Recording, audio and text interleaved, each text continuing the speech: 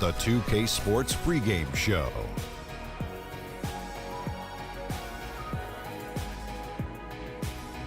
This is 2K Sports. Ernie Johnson here, joined by the great Shaquille O'Neal and the equally great Kenny the Jet Smith. And the pregame warm-ups wrapping up out there in Cleveland, where it'll be the Cavaliers against the Orlando Magic. Well, for Orlando, they were swept by this team last season, losing all 3 games they played against them. So they'll be motivated. Oh, say does that star-spangled banner yet wave o'er the land of the free and the home of the brave.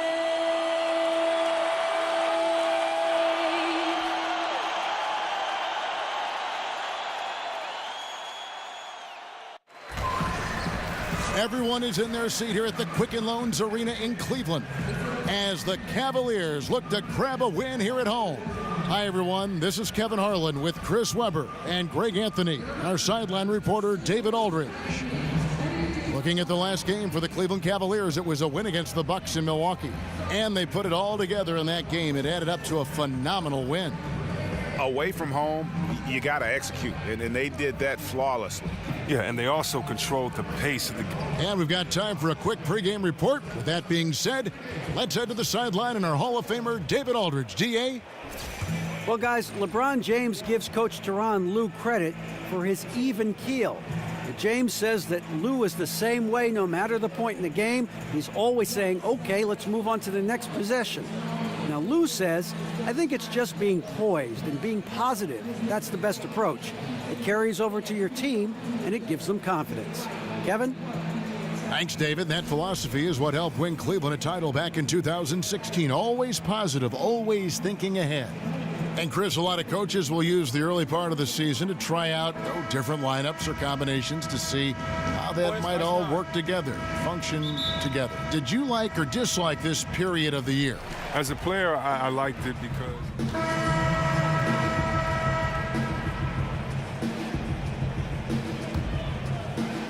the Cavaliers leading by 5. Smith outside. Rose sets the screen for Smith, trying his luck deep, and it's Rose missing. And right from the start, Kevin, they've been pounding the glass. Most of those 50-50 balls also going their way. Cavaliers have gone 6 of 14 shooting the ball since the start of the game. 24 seconds left in the first quarter. Here's Crowder. Banked in off the glass. nice work offensively, and Crowder caps it off inside. The Magic trail by 7. Now here's Mack. He kicks to Simmons. And here is Ross.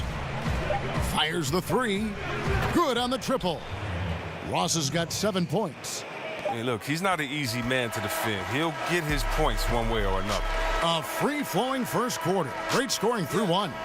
Cavaliers on top. They lead by 4. The second quarter coming up right after this break, so don't go anywhere.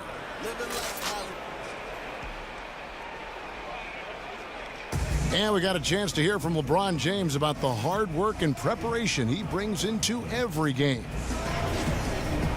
Go back and I'm able to, read this. I think you'd have to say the preparation really shows on the court in his play, and rarely does he look surprised out there or caught off guard. And Kevin, that's really just the mark of a total pro. And I don't think oftentimes the fans appreciate how much goes in terms of preparation. Some guys get it and some guys don't. But he's a perfect example of what proper preparation means in terms of preventing a poor performance.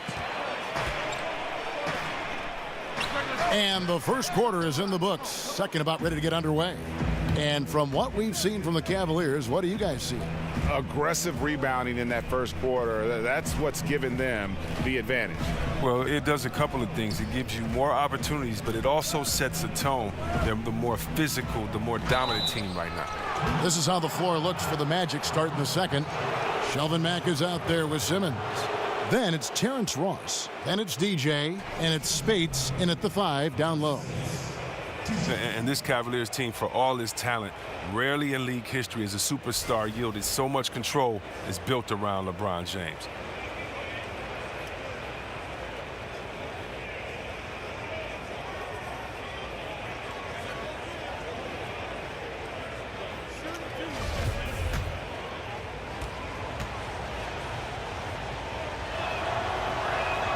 And he makes the first. And LeBron not shy about making his voice heard when it comes to moves he feels the Cavs need to make. He wants to win. His understanding of the game isn't just limited to his part to play, but also the pieces around him as well. He's not making any mistakes up there today. Another solid trip to the line for him. Rose kicks to Crowder. Over DJ with the putback. And it's Spates with the rebound. Orlando trailing here. Ross passes to Mack. Good ball movement here by the Magic. Back to Simmons. Over Smith. And that one's good. Simmons. Simmons got his first points of the night. Cavaliers have gone 0 of 3 and are still looking for that first bucket here in the second quarter. Over to the wing. Jefferson against Ross. The 10-footer. Shot's good by Jefferson. Jefferson's got his first basket. The Magic shooting for the game at 42%. Mack dishes to Ross. Kicks it to Simmons. Ross with it. 7 points in the game. Misses the jumper. I didn't see that miss coming. I mean, he's usually been money from that range. Jefferson kicks to Crowder. And here's Rose outside. Can't hit that one. The Magic go the other way with it, coming off that loss against the Nets. And you know what? They were giving away points, missing at the line. A big factor in the outcome. I mean, come on. How are you going to win on the road if you can't capitalize what's being handed right to you? A different look now for Cleveland. LeBron, he's checked in for Jefferson. Korver comes in for Smith. And Isaiah Thomas up here. Isaiah Thomas, he's feeling it tonight and has been the driving force for Cleveland. He finishes with 9 points in the quarter. The D is having all sorts of problems with him. And now we'll send it over to David Aldridge, who is standing by courtside. David. Thanks very much. From one Kevin to another, you guys were dominant in that. Thank you, David. And we'll be back for the third quarter of action following halftime.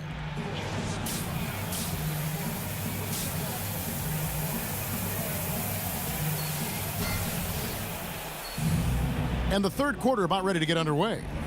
We're seeing a tremendous game from Isaiah Thomas. He's checked in for Kevin Love. And the Magic making a change here as well. DJ's checked in. Thomas and Korver, the guard tandem. LeBron and Thompson are up front. And it's Crowder in at the 3. That's the 5 for Cleveland right now. Count that one, and the Cleveland lead has been cut down now to just 9 in the basket from Vucevic.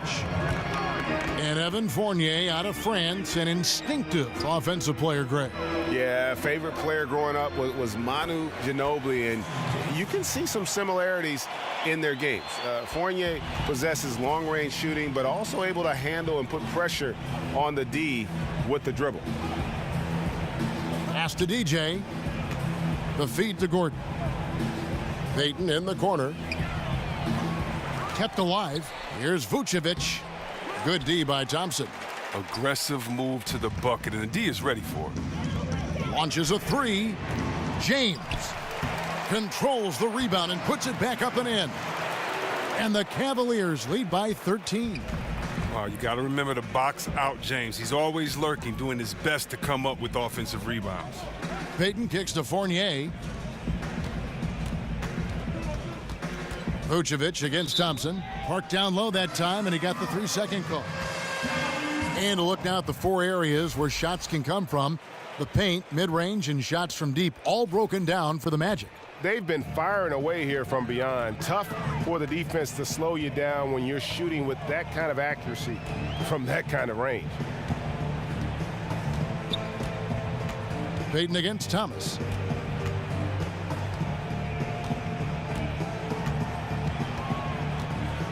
Outside Korver from past the arc.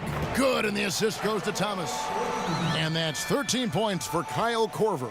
Oh, the assist from Thomas, finding the open man. Nice decision offensively. There's the dish to Fournier.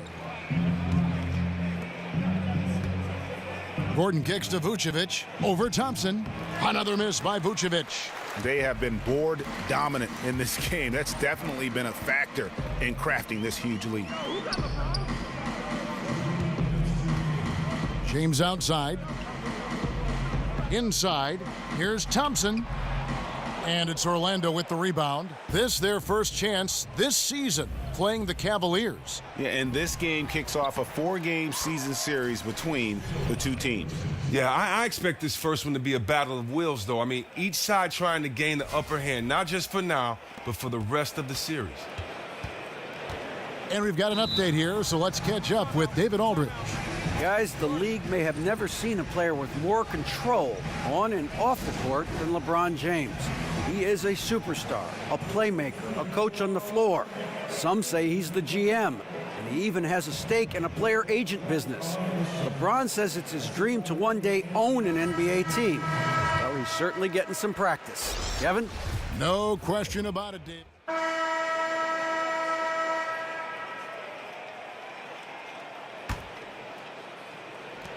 The Magic have gone 0 of 3 to start the fourth quarter. On the court for Orlando, Hezonja's out there with Isaac. Then it's Shelvin Mack. Then there's DJ Augustine. And it's DJ in at the 5. Roam in the paint.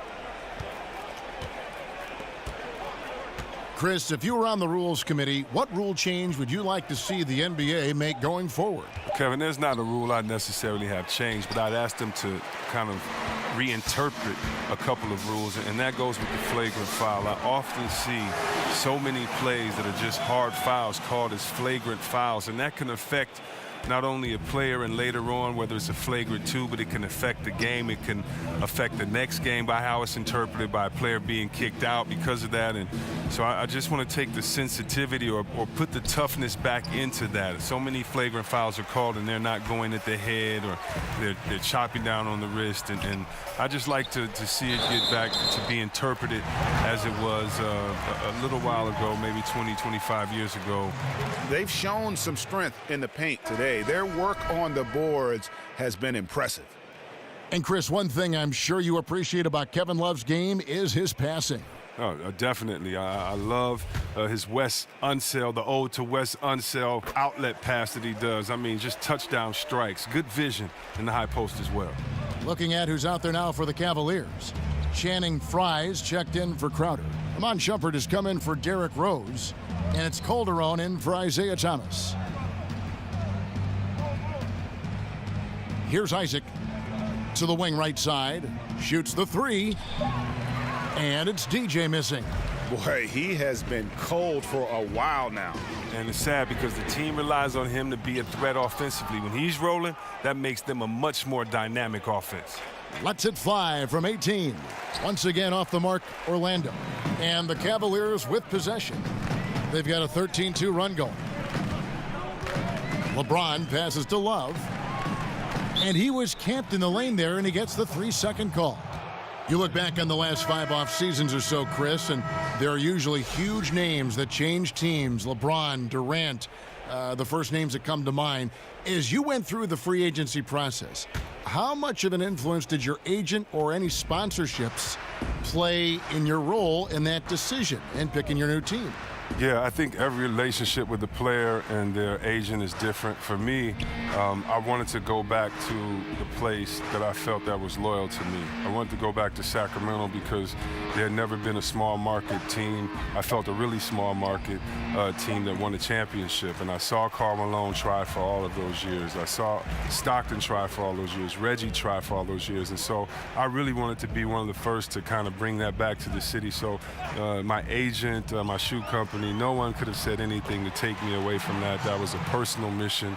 that I want, and I knew what I was dealing with at that time. But I think for other guys it's different. Some guys, want more commercials. They like to be in a bigger market. Some guys don't want that, and they're happy at staying under the radar like a Tim Duncan as long as he's winning. So I think for every guy is different, and I really believe that you have to make that decision for yourself and your family first, because if you do that, then the fans wherever you go will be much happier because you want to be there. You're not just buying time there. The D with some heavy feet out there. I mean, they're too slow to rotate. Nobody communicating. They can't make threes that easy for them. And Chris, I know you've been executive producing and hosting various TV shows. You had a great NBA career, obviously, and it seems like you continue to find success. How's that been for you? Well, I try to take the same lessons I learned in sports. When I first got to Golden State, the first man I searched out was Chris Mullin and found out all of his habits and stole all of his knowledge, and I tried to take that and move forward. And I try to do the same in other areas. I try to work with the best. I try to learn, work hard, work my way up the rookie ladder and see what happens. And so I've just aligned myself with some really great people, some wonderful thinkers and hard workers, and hopefully it'll continue to have fun like I am doing. So it's been a great ride. You're always learning, right? You never stop learning. Man, come on. It's not just about a school or a class or one mentor. It's about everyday learning so that you can kind of learn and put people's knowledge with your unique sense of self and make it work. Why not learn on someone else's dime? Why go through life making mistakes when other people can kind of let you know, wait, I did this, you want to think about that, and kind of just put your own playbook together. Calderon kicks to Fry. Here's Green, and Green slams it in. Yes, and with this one winding down, it's obvious to everyone who watched it, just a total mismatch and a true show of strength for the Cavaliers. You don't see this kind of a blowout often, but tonight this is a quality win across the board to deliver out this kind of punishment. They definitely never changed the approach. They just kept after it and showed they were clearly the better team in just about every single category. And every win important, and this one will go down as win number 3. They can chalk this one up, but these two teams will see plenty more of one another before the season's over. And looking back at all the contributions tonight, it was a really phenomenal all-around game for Love. He was really important under the basket, making the plays down low and getting position to pull in rebounds. And the Cavaliers making a change here. Smith has checked in. Back to Mack. With a floater. Yeah, easy call.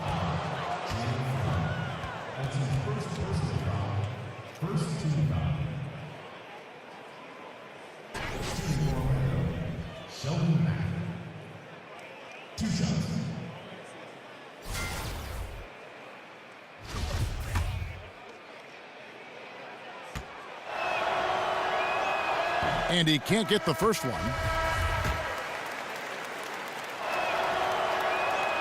No good at the stripe this time. Second misses also. And here are the Cavaliers. They're on a 19-5 run. Outside Rose.